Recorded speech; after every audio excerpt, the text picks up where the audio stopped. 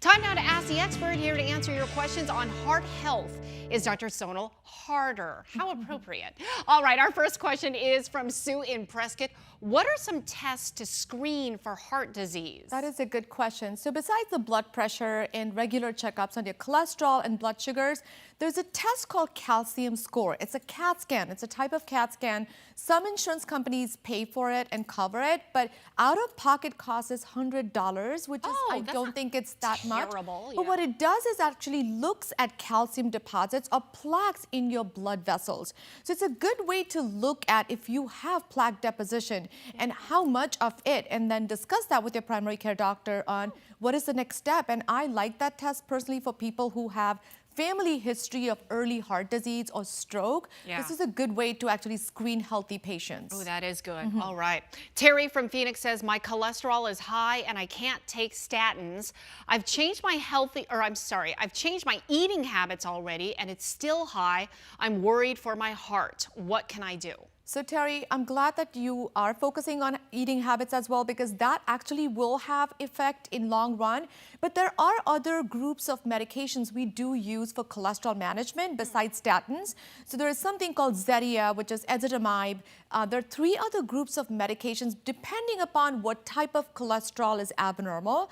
There are options. So definitely bring it up to your doctor and see if you have other medications they could use. All right, good to know. Jerry from Surprise says, I know heart issues show up differently for men and women. How do I know I'm not just dealing with stress? That's a good question, because stress causes so many things. Absolutely. And Jerry, this is such a good question, because just like we discussed earlier, women can actually have different symptoms from what we typically hear about. So shortness of breath, extreme fatigue that doesn't go away, or feeling very exhausted no matter what you do. Those can be signs of heart disease, swelling in your legs, or feeling like those anxiety-like symptoms, impending doom.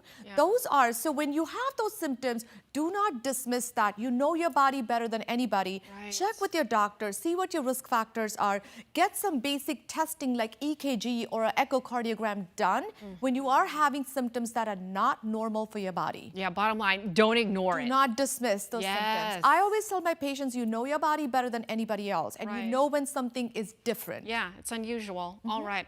Kaylee from Phoenix says, I'm tired all the time. I can't even walk upstairs anymore without being exhausted and totally out of breath. This could be from so many things. How can you tell if this is from my heart? By the way, my weight is in the normal range. And Kaylee, that actually is what is concerning about this question is, if your weight hasn't changed, but you are having difficulty doing activities that you did not have before, I would say get a doctor's opinion immediately, because this is something that could be from heart, could be some other metabolic conditions, but there's some simple tests like electrocardiogram that your doctor can do right away at the time of the visit to determine and assess your heart risk. But is that an EKG? EKG. Got it.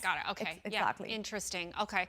And finally, Denise from Chandler says, is there such a thing as broken heart syndrome? Yeah, we've heard that a lot before. And is that a real thing? It is a real thing. So this is like a condition called Takotsubo's cardiomyopathy, where your heart muscle weakens, and this is from extreme physical or emotional shock or stress that someone experiences, releasing adrenaline at a rate where it actually affects the blood flow to your heart, causing weakening of your heart walls.